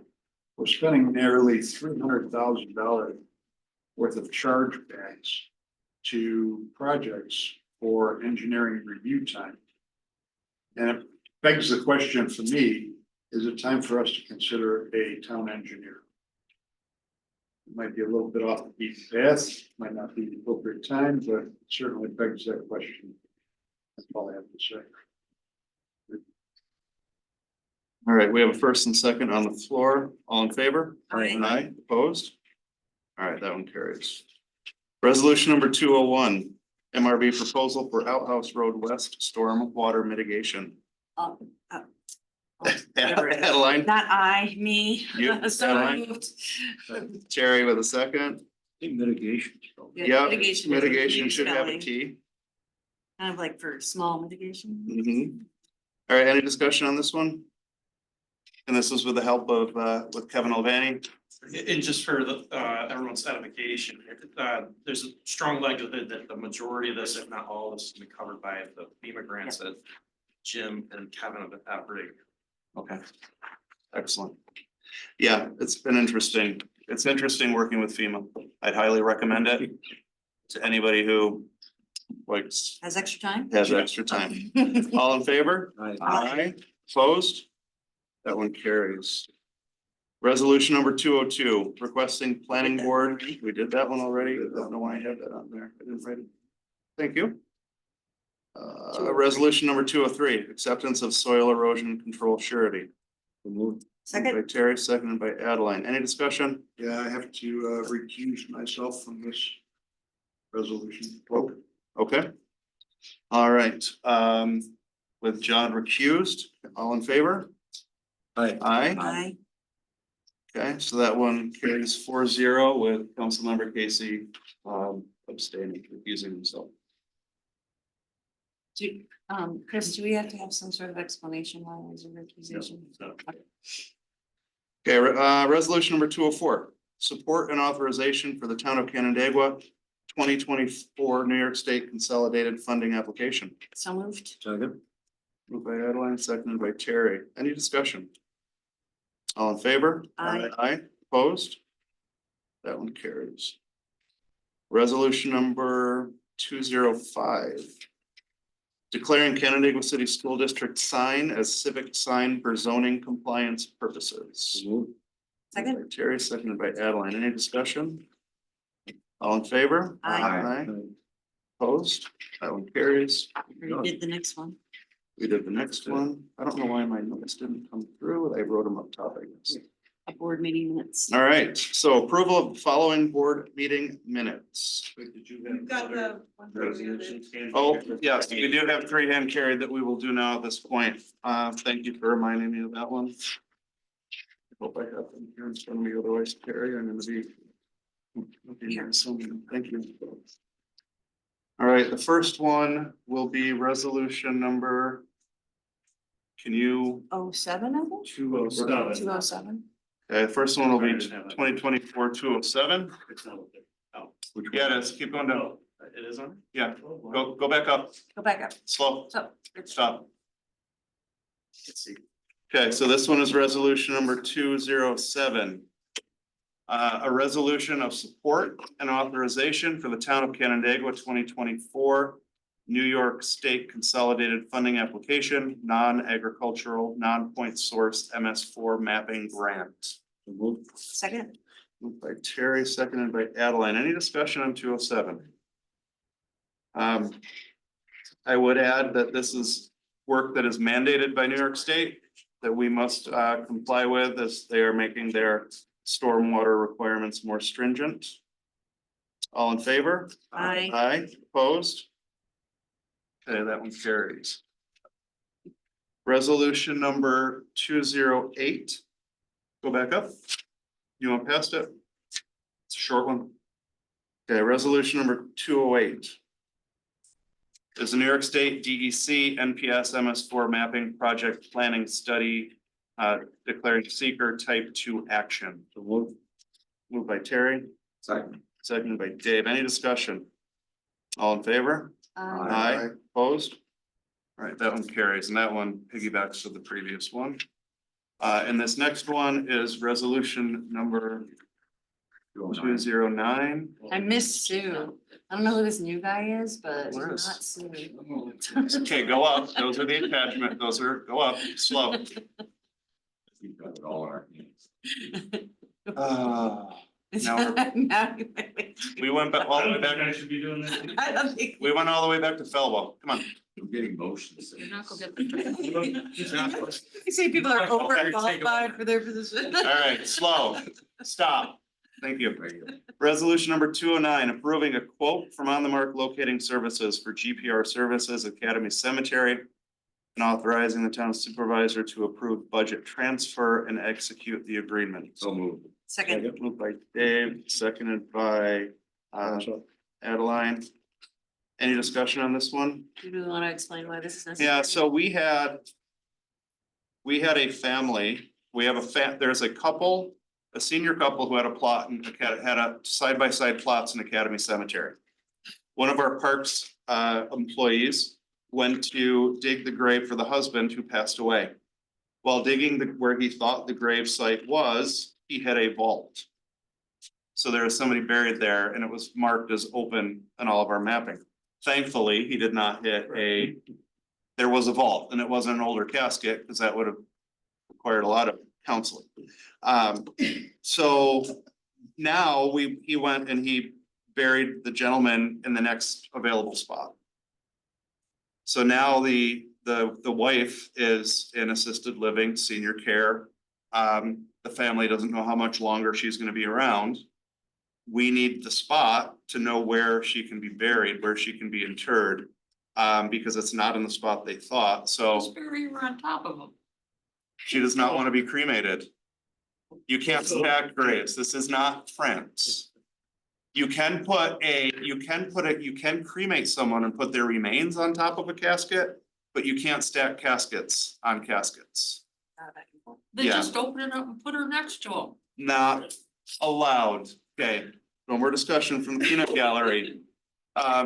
First of all, you make fun of my face and then you start talking about stacking people. So we're trying to find out where the location is and where the opening is and where we can put this young lady with this. Assume that there when she is an passes. opening? Well, it could be on either side of the headstone. The problem is with there are graves in Academy Cemetery that go back into the 1800s. They're not marked very well. There are some indentations with no stones. In this spot, and it depends on when you were burying someone, if you buried them on the front or the back of the headstone. So now we've got to go through and we've got to figure it out. So There's a couple other plots. there are a couple other plots in that area. Yeah. So it's a necessary It resolution. is it's necessary, but it's been a long story for the last year as we've been trying to figure this out. And it's been an adventure as we've been trying to help the family through the process. Is it known who's, when he was digging, I No. mean, is it known who's buried there? No, Someone who someone. wanted to be buried in Canada. And this company said they can't tell us who's in there. But they can only tell you if there's a vault, but they can't tell you who or what's in the vault. Maybe it's empty. Maybe it's empty. Okay, all right, so we have a first and a second. Sorry for the long-windedness. It's been an adventure. All in favor? Aye. Aye, opposed? All right, that one carries. So thank you very much for your patience with the hand-carried resolutions for tonight. All right, so approval for the following town board minutes, May 13th, May 14th, May 16th, May 20th, June 10th, June 12th, June 20th, or June 24th. I have a motion to approve the minutes. So Okay, moved by, Terry and me. yeah, moved by Terry, seconded by Adeline. All in favor? Aye. Aye, opposed? All right, the minutes are approved. Thanks for putting all this. Yes, together. thank you for that. That was a lot of work putting those together. All right, Jaren, would you like to read the bills, please? Yes. HSA special abstract dated 6/25/2024 totaling $53,000. General fund, $23,750. Highway fund, $24,250. Water districts, $5,000. Special abstract charities fireworks dated 6/27/2024 totaling $95,891.37. General fund has $95,891.37. Utility abstract dated 7/10/2024 totaling $47,159.48. General fund, $19,063.69. Highway fund, $23,754.47. Capital projects, $509.35. Lighting districts, $1,206.10. Water districts, $2,625.87.